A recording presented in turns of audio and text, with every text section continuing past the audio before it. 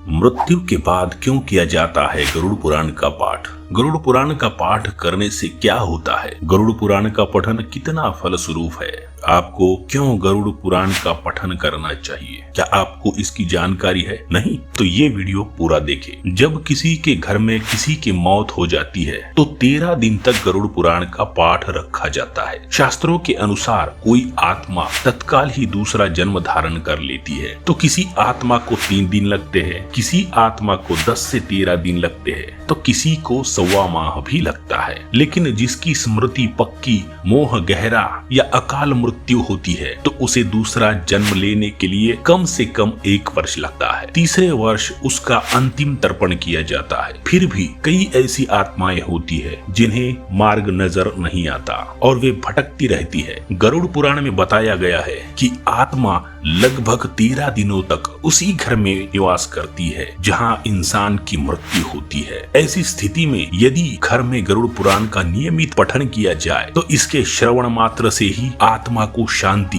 तथा मोक्ष की प्राप्ति संभव हो जाती है। इसके अलावा इसमें जीवन से जुड़े ऐसे महत्वपूर्ण नियम बताए गए हैं जिनका पालन प्रत्येक व्यक्ति को बड़ी ही सहजता के साथ करना चाहिए। आइए आज जानते हैं क्यों सुनाते हैं गरुड़ पुराण मृत्यु के बाद। गरुड़ पुराण में मृत्यु के पहले और मृत्यु के बाद की स्थिति के बारे में बताया गया है, इसीलिए गरुड़ पुराण मृतक को सुनाया जाता है। 13 दिनों तक मृतक अपनों के बीच ही रहता है। इस दौरान गरुड़ पुराण का पाठ रखने से वो स्वर्ग, नरक, गति, सदगति, अधोगति, दुर्गति आदि तरह की गतियों के बारे में जान लेता है। आगे की यात्रा में उसे किन किन बातों का सामना करना पड़ेगा, कौन से लोक में उसका गमन हो सकता है, ये सभी वो गरुड़ पुराण सुनकर जान लेता है। जब मृत्यु के उपरांत घर में गरुड़ पुराण का पाठ होता है तो इस बहाने मृतक के परिजन ये जान लेते हैं कि बुराई क्या है और सदगति किस तरह के कर्मों से मिलती है, ताकि मृतक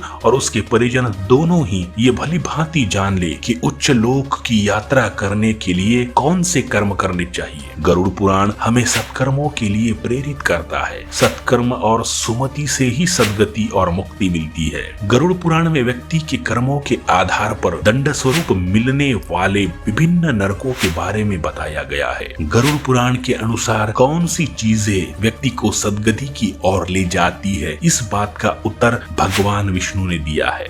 गरुड़ पुराण में हमारे जीवन को लेकर कई गूढ़ बातें बताई गई है। आत्मज्ञान का विवेचन ही गरुड़ पुराण का मुख्य विषय है। गरुड़ पुराण में ज्ञान, धर्म, नीति, रहस्य, व्यावहारिक जीवन, आत्मा, स्वर्ग, नरक और अन्य लोकों का वर्णन मिलता है। इसमें भक्ति, ज्ञान, वैराग्य, सदाचार, निष्काम कर्म की महिमा के साथ यज्ञ, दान, तप, तीर्थ आदि शुभ कर्मों में सर्वसाधारण को प्रवृत्त करने के लिए अनेक लौकिक और परलौकिक फलों का वर्णन किया गया है। ये सभी बातें मृतक और उसके परिजन जानकर अपने जीवन को सुंदर बना सकते हैं। इसके अतिरिक्त इसमें आयुर्वेद, नीतिसार आदि विषयों के वर्णन के साथ मृत जीव के अंतिम समय में किए जाने वाले कृत्यों का विस्तार से निरूपण किया गया है। कहते हैं कि गरुड़ पुराण का पाठ सुनने से ही मृतक आत्मा को शांति प्राप्त होती है। कहते हैं कि गरुड़ पुराण का पाठ सुनने से ही मृतक आत्मा को शांति प्राप्त होती है और उसे मुक्ति का मार्ग पता चल जाता है। वो अपने सारे संताप को भूलकर प्रभु मार्ग पर चलकर सद्गति प्राप्त कर या तो पितरलोक में चला जाएगा या पुनः मनुष्य योनि में जन्म लेता है। उसे प्रेत बनकर भटकना नहीं पड़ता है। इस प्रकार सबसे महत्वपूर्ण बातें जीवन के बारे में, मृत्यु के बारे में